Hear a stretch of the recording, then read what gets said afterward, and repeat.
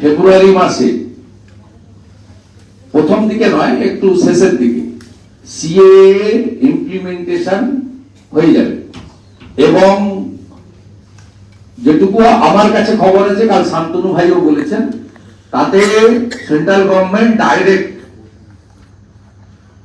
Enlistment করার জন্য সুযোগ দেবে। বাজেট অধিবেশনেই কি পেশ হতে চলেছে সিএএ? শুভেন্দু অধিকারী থেকে শান্তনু ঠাকুর, এমনকি সুকান্ত মজুমদারও বলছেন লোকসভা ভোটের দিন ঘোষণার আগেই চালু হবে সিএএ। কিন্তু অনেকেরই প্রশ্ন, এর ফলে কি সুবিধা হবে?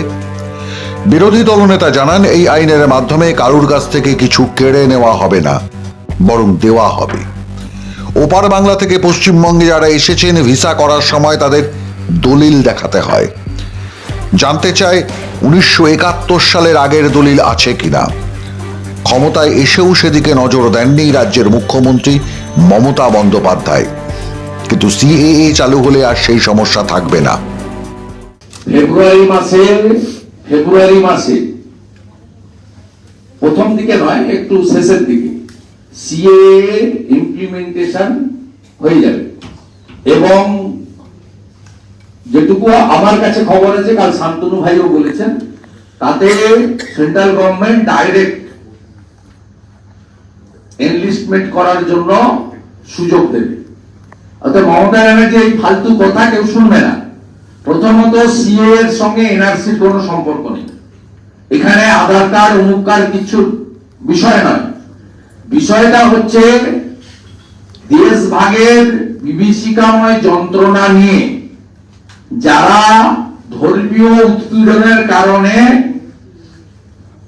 পালিয়ে এসেছেন, আমাদের এখানে মূলত বাংলাদেশ থেকে এসেছেন, তারা সম নাগরিকত্বের মর্যাদা চাইছেন। মমতা ব্যানার্জি একদিকে সিএ এর নাম পরিবর্তন করে এনআরসি, সংখ্যালঘু তাড়াবে, মুসলমান তাড়াবে, এসব করে 21-এর ভোট নিয়েছেন বাজার গরম করে। মাননীয় অমিত শাহজি, যিনি এই আইনের স্রষ্টা, তিনি ক্যাটেগরিক্যালি 2022-এর জলপাইগুড়ির শিলিগুড়ির মিটিং থেকে শুরু করে লাস্ট মিটিংয়ে বলে গেছেন যে তিনি এটাতে কারো নাগরিকত্ব কেড়ে নেওয়ার আইন নয়, এটাতে নাগরিকত্ব, সম নাগরিকত্ব দেওয়ার আইন। সমস্যাটা কোথায়? কেপি ঠাকুররা 1945 থেকে কেন এটা নিয়ে লড়ছেন? এটা নিয়ে নমশূদ্র রাজবংশীদের কেন লড়াই? কলকাতার আশেপাশে থাকা বাঙালি উদ্বাস্তুদের কেন এটা নিয়ে লড়াই? আমি বা এদেশীয় আপনারা যারা, তারা যদি কোনো ভিসা পাসপোর্ট করতে যান, বা আপনাদের বাড়ির কোনো ভাই বোন যদি চাকরি পায়, তার পুলিশ ভেরিফিকেশনের সময় সে যদি যায়, তখন তাকে দলিল আনতে বলা হয় না। কিন্তু যদি ওপার বাংলা থেকে দেশ ভাগের বিভীষিকাময় যন্ত্রণা অথবা ধর্মীয় উৎপীড়নের কারণে, এখানে খোলাভাবেই বললে ভালো, হিন্দু হওয়ার কারণে মার খেয়ে এক কাপড়ে আসতে হয়, যেমন আমার মা এসেছেন বরিশাল থেকে, তা তাকে যদি আসতে হয়, তাকে বলা হয় তোমাকে 71-এর আগে দলিল আনতে হবে। এই মমতা ব্যানার্জির পুলিশ তো পুলিশ ভেরিফিকেশন দেয়, প্রত্যেকটা ডিস্ট্রিক্টে একটা করে ডিএসপি, ডিআইপি পোস্ট রয়েছে, তারাই হচ্ছেন সাইনিং অথরিটি।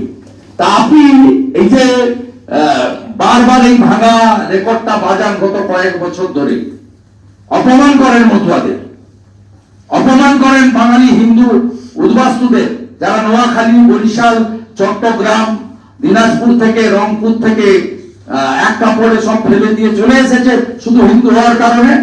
আপনি তাদেরকে অপমান করেন বারবার, অথচ আপনার যখন ভেরিফিকেশনের জন্য যায়, কেউ বেড়াতে যাবে, কেউ বিদেশে ছেলে মেয়ে পড়াশোনার জন্য যাবে, কেউ একটা সামান্য কোথাও চাকরি যদি পায়, তখন বলা হয় যে আপনি 71-এর আগে দলিল আনুন। এ কথাটা কই এদেশীয় লোকেদের, জগন্নাথ চট্টোপাধ্যায়, আমাকে বলা হয় না? এদিকে বিরোধী নেতাদের মুখে সিএএ শুনে তার বিরুদ্ধে আওয়াজ তুলতে শুরু করেছেন তৃণমূল কংগ্রেস নেত্রী। রাজবংশী বন্ধুরা, আপনারা তো ইতিমধ্যেই নাগরিক। নতুন করে কে একা করে চিৎকার করছে এটা ফ্যা ভোটের রাজনীতি করবার জন্য। আপনারা সবাই নাগরিক, আপনাদের সবাইকে নাগরিক হিসাবে আমরা স্বীকৃতি দিয়েছি। সমস্ত উদ্বাস্তু কলোনিকে স্থায়ী ঠিকানা দিয়ে দিয়েছি। সে রেশন পায়, সে স্কুলে যায়, সে স্কলারশিপ পায়, সে কিষাণ বন্ধু পায়, সে শিক্ষাশ্রী পায়, সে ঐক্যশ্রী পায়, সে লক্ষ্মীর ভাণ্ডার পায়। তো নাগরিক না হলে থোড়াই পেত? এইটা মমতা ব্যানার্জির অত্যন্ত নিম্ন রুচির, সংকীর্ণ মনার এবং হিংসাত্মক ওষুধ বেরোয়নি। উনি জীবদ্দশায় ভাবতে পারেননি রাম মন্দির হয়ে যাবে। সব মিটিংয়ে বলতেন মন্দির ওই বানায়েঙ্গে, তিথি নেই বাতায়েঙ্গে। মুখ সেলাই হয়ে গেছে। সিএ নিয়ে বলতেন আইন হয়ে গেছে, কার্যকর তো হচ্ছে না, ওটা কাগজে হয়ে গেছে। আপনি 29 ফেব্রুয়ারির মধ্যে দেখবেন আর লুচির মতো ফুলবেন। রাজনীতির জন্য আওয়াজ তুলছেন মুখ্যমন্ত্রী, কিন্তু সিএএ যে চালু হতে চলেছে তা স্পষ্ট করে দিয়েছে বিজেপি। কারণ এখানে রাজ্যের কিছু করার নেই। দেশের মানুষের কথা ভেবে প্রতিবেশী দেশে অত্যাচারিতদের পাশে দাঁড়াতে এটাই পথ, দাবি বিজেপির। মাধ্যম ব্যুরো রিপোর্ট।